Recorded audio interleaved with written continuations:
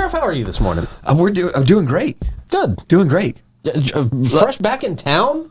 Fresh back in town. Ken and I got away for a little bit. And, back home. And good to be back, though, of course. We got a lot going on, of course, with we'll talk about it in our appropriations and bill and our presentation to the BOCC, the Board of County Commissioners, for an increase in our budget. Right. So our people can hear why I'm asking for an increase in the budget. So just a lot going on. Yeah, well, let's start out with that since you bring it up. Sure, absolutely. But you guys, how far over the this year's budget? We talked about it a couple of weeks ago. Yeah. You guys are asking for some additional money, obviously. Sure.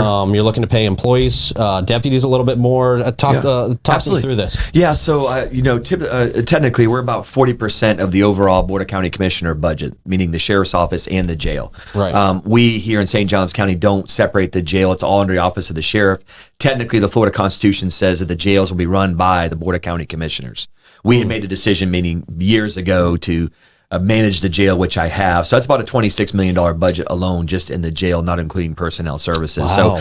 So this year, of course, right at the end of we had a great year in legislature, by the way, which we'll talk about in a minute. But right at the end of legislature, they passed for an increase in basically what the employer pays for the Florida retirement system for our 917 employees. So it kind of caught us off guard, but what that did was add an additional almost $2 million to our increase in our ask for next year. So what I did was in our presentation, listen, I'm just gonna be honest, our deputy sheriffs, when I say deputy sheriffs, it's all the members of the St. Johns County Sheriff's Office. In order to make this big steam engine churn, it takes back shop, it takes our deputies, it takes our correction deputies, our 911 operators. So when I say the Sheriff's Office, everybody gets a pay increase. The days of just the deputies get a pay increase and not the other employees, I don't believe in that. Mm-hmm. So what I asked for was basically to increase the pay for all of our employees for $3,000. That's the brand new secretary, as long as you're off of probation. So, but with that price tag for 917 employees, it comes an increase, of course, in everything else, your taxes, your FRS, your Florida retirement system. Workman's comp went up significant this year. So I asked for a $13 million increase in our budget. $10 million of that includes pay increases, benefit increases, increases to FRS, and then I asked for an additional 22 deputy sheriffs here at the Sheriff's Office. So just a big price tag. So, and then on top of that too, of course, we have increases, of course, and we have to adjust for gas and oil and tires and new car payments and stuff like that. So really it wasn't the budget. The commissioner is very good to me, I'll be honest with you. The residents in St. Johns County are very good to me. They know our deputy sheriffs need to be paid more if I'm going to retain them. Right. So that brings the starting pay for our deputy sheriff to $55,000 a year, which that includes all 525 where they work in corrections, on the road, in the schools. So also too, I was trying to get that pay creep up for our 911 operators. It's just going to be just below $50,000, and I think that's huge. So, we're not really hurting on retaining people. We're not hurting on recruiting people, which is good. I think it's great. We're one of the best averages in the country. Our crime really has not increased. It's creeped a little bit, but we expected that with the growth we have here. Of course. So again, it's about a $13 million increase, and we absorbed that additional almost $2 million increase in the FRS. And I hope everybody understands that's listening today too. If every employer out there, if you give them a pay increase, but then you take it back out of benefits because benefits go up, you gave them nothing.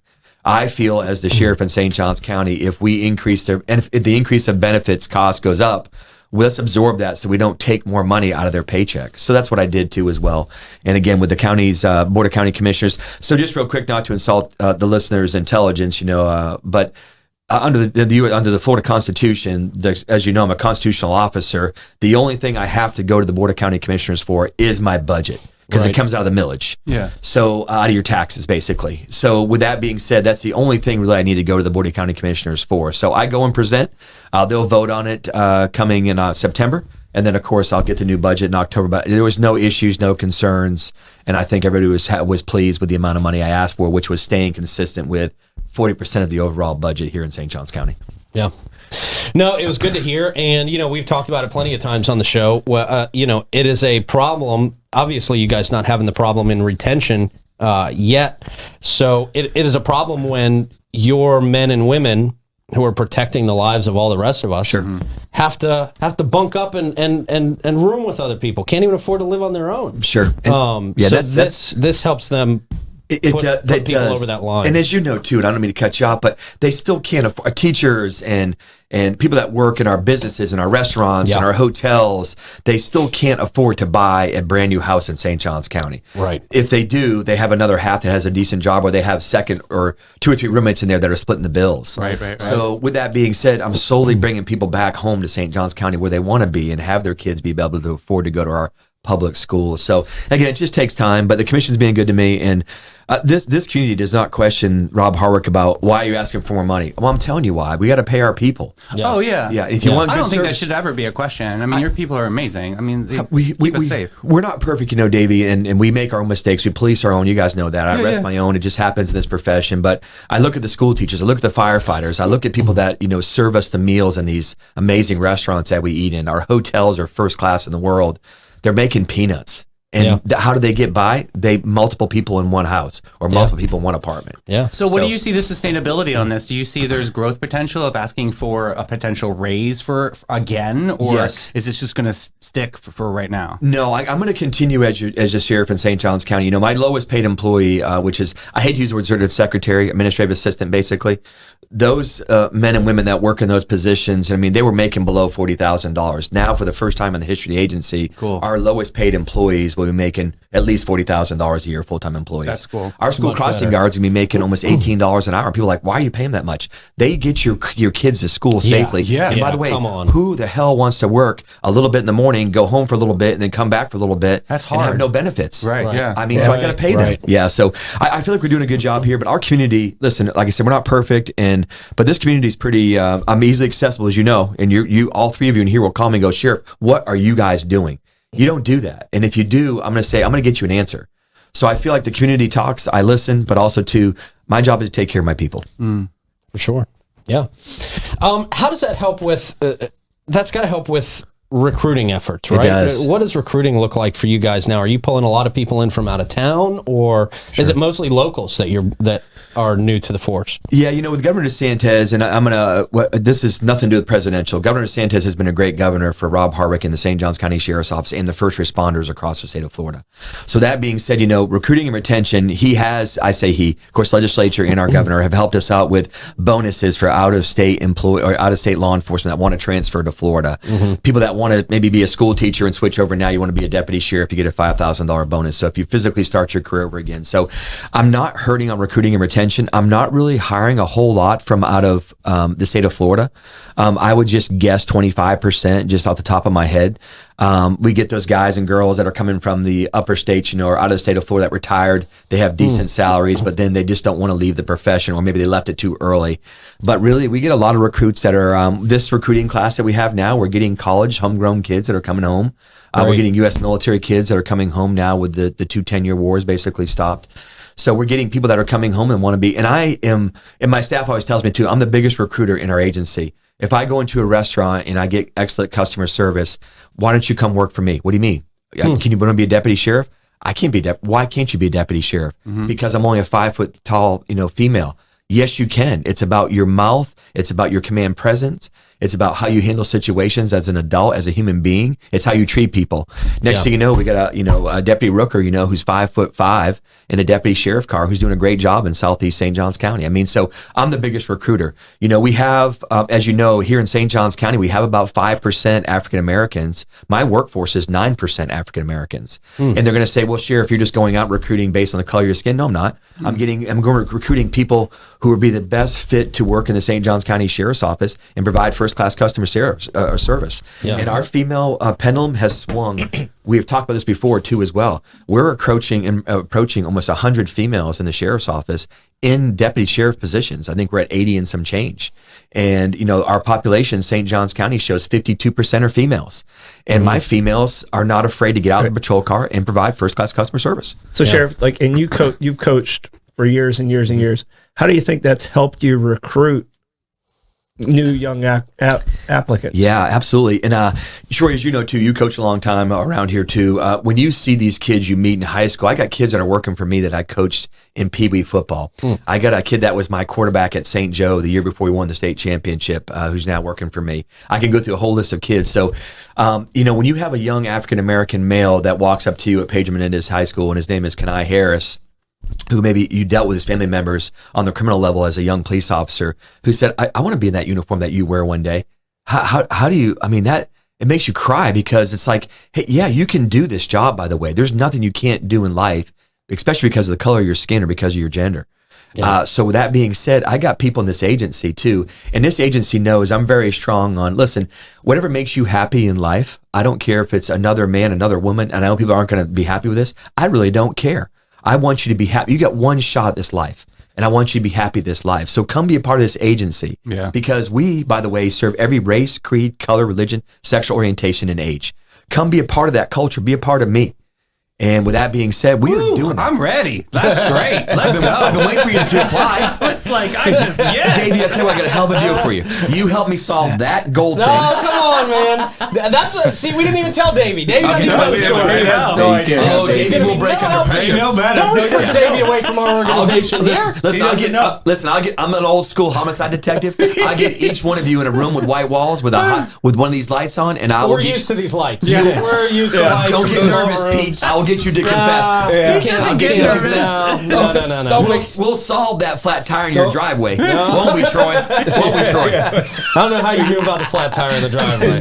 That was our last show, remember? Yeah, that's right. Last show. Anyways, so I feel like, me coaching out there gives me, it's two things, by the way. It gives me opportunity first to mentor some of these young men and women too as well that maybe have that broken home.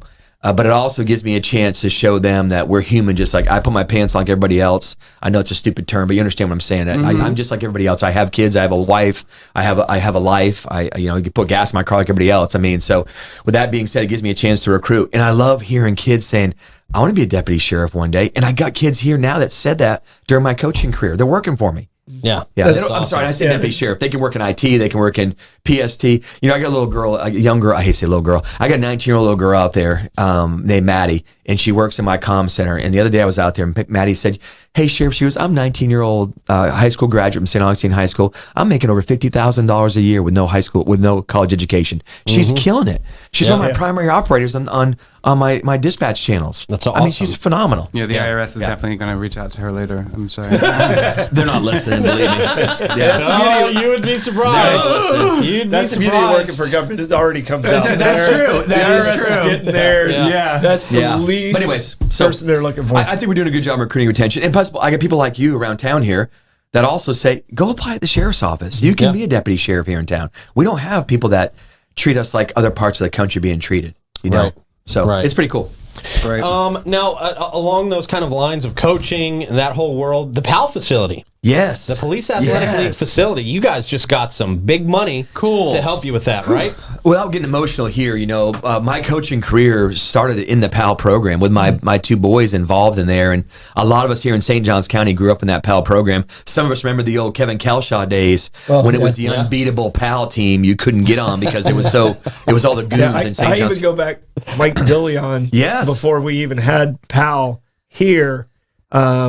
The national PAL came to Parks and Rec, and that's how we got everything together. Love it. Cynthia, you got to talk about Cynthia if we're talking about by PAL far. Too. Yeah. So just real quick on the appropriations, this was something. Listen, it's a legacy of mine. I wanted to do this before I left the office of the sheriff. I didn't think it would come this quick, so I'm not saying I'm leaving. I'm just simply telling you that it was a legacy of mine of providing space where, if you don't know, in St. Johns County, there's about 20,000 people that are below the poverty line in St. Johns County. 40% of those are southwestern part of the county, which is Elkton, Flagler Estates, Hastings, and West Augustine. So I identified an area. Boxing's been a dream of mine. I've always enjoyed fighting, controlled fighting.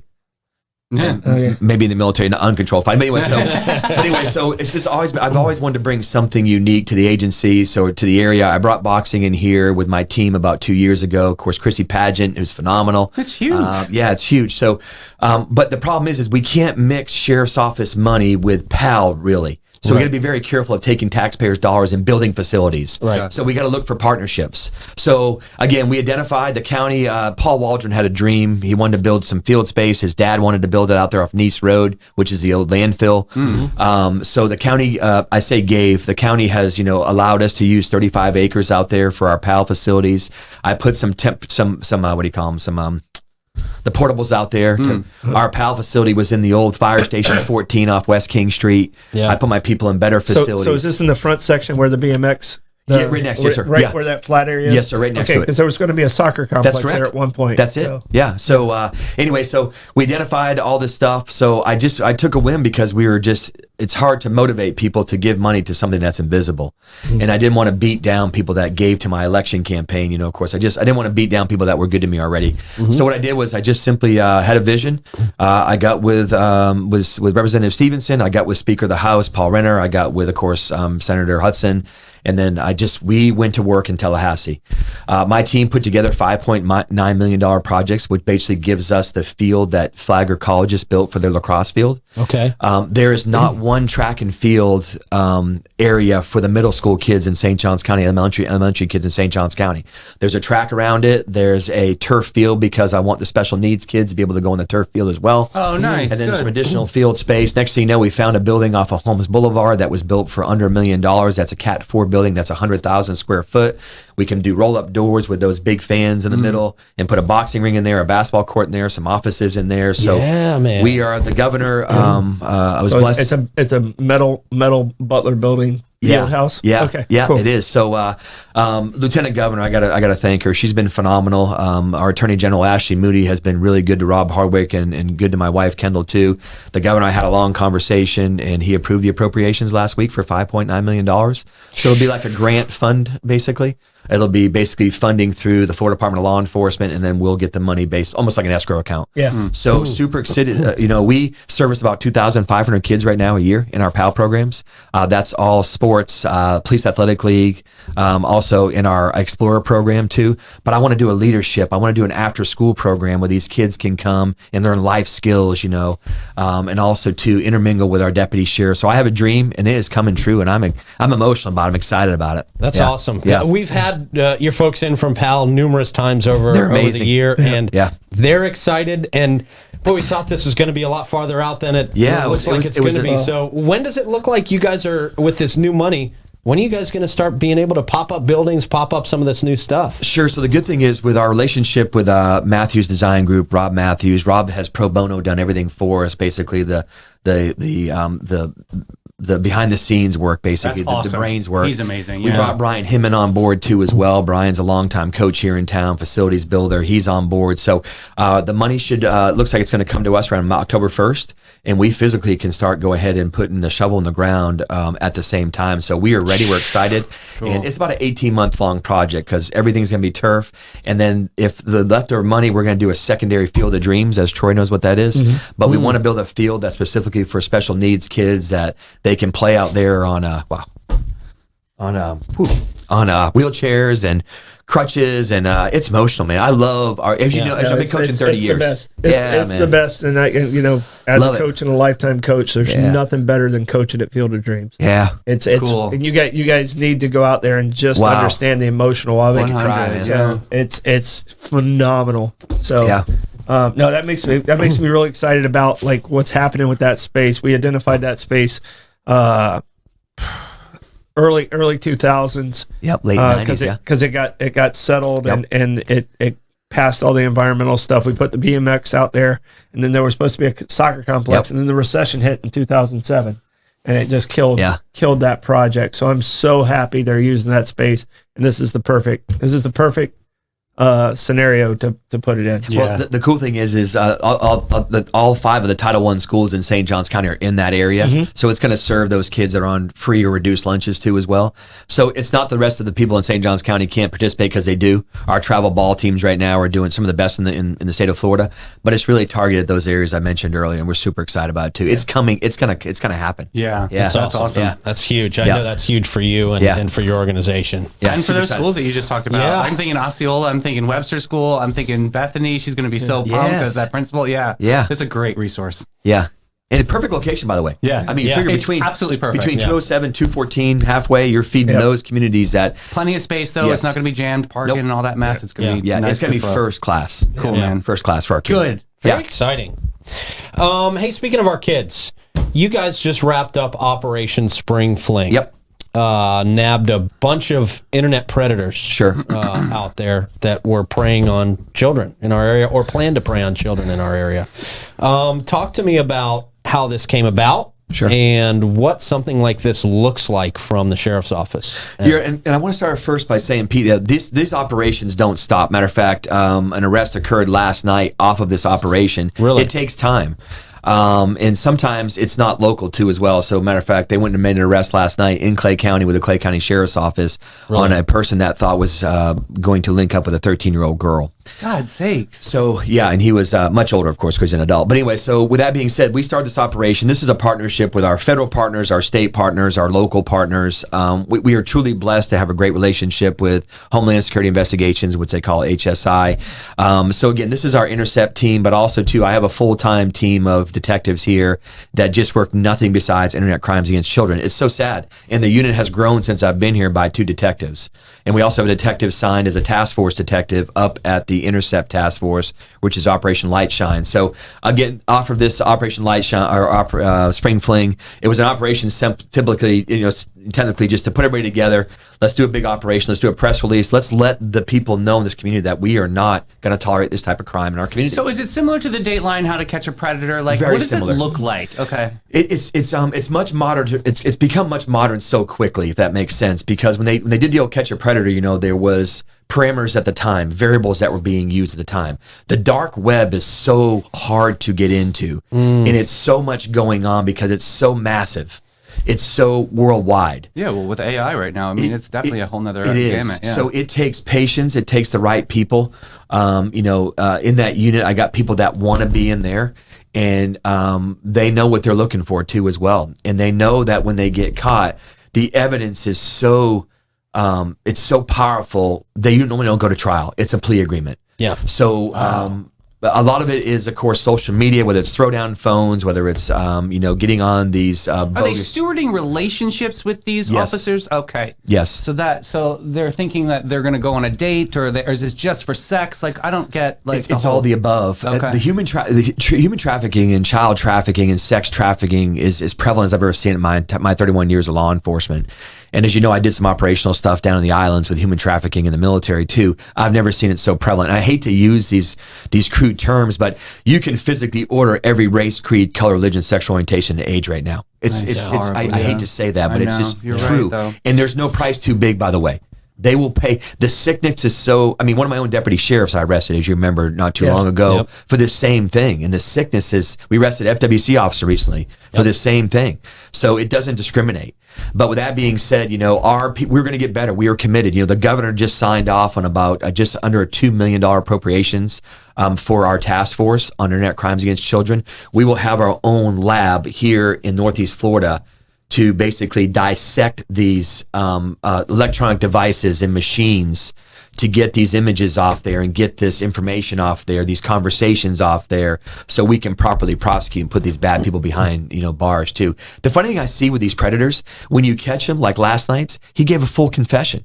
Really? Yes, he wanted it so bad they can't control themselves. Almost, yeah, they can't. It's an addiction. Yeah. Right. Yeah. Yes, sir. Yeah. It's sickening to me, because of course my kids are older, but I look at these kids and love is unconditional, especially in children too as well. But you got parents that are trading kids for money, for dope, for sex. I mean, and I'm talking, we had a case last year where we did a search warrant in Jacksonville, the Jacksonville Sheriff's Office, and when they actually served the arrest warrant on the individual, there was a child in the hotel bedroom that he had rented for the day. No way. I mean, and the mother was charged too as well, was in Jacksonville Sheriff's Office. But this is the stuff we're dealing with. And by the way, this is, all we see is this little 10,000-foot view of St. Augustine, St. Johns County, Florida. You look at the 100,000-foot view of worldwide. Yeah. This is a dangerous ball game they're playing. And they will kill for this drug, which is sex addiction, child addiction. Wow. Yeah. So I know you're big on mental health. We talk a lot about mental health here as well. What are you doing for your officers in these units? Because these people are forced to be exposed to some of the most horrific images and scenery and situations, things that none of us in this room would ever want to see be exposed to. What do you offer for them? What is part of their coping process to deal with some of this stuff? Sure. As we talked about earlier too as well, you get these detectives that want to be, when they put in these positions, like, I want to do this. Why? Because this is putting bad people behind jail bars that are evil. So that being said, they're mandated psychological evaluations. We just went back to a quarterly evaluation, but also too, they have access to mental health services that are outside of here, a little more private, that we pay for a service for them. And then also too, we have in-house mental health consult. You know, as we know, we have our own doctor that actually works on our staff. So besides that, besides the therapy dogs, besides the old generic EAP lines, besides our faith-based, besides our peer-to-peer, they get additional support too as well. Meaning they're mandated to go to a psychological eval. Majority of them, even though they're mandated to go, they want to go, and they do additional services on their own because they know that, especially our digital forensics people too as well, because that's another laboratory within our own facility. They look at images all day long. We have people that can actually say that's the pubescent stages of a child, or that is the, that's a 12-year-old. I mean, that's our people are that good and that trained, but it takes staring at images and it's not normal, right? So in your brain, we provide the services to them. They're happy with it. They had asked to go to an additional service, and I told them whatever you want, I will provide and pay for you to make you mentally stable at home. They're phenomenal people in these units, but they stay in them a long time too. They don't like leaving these units.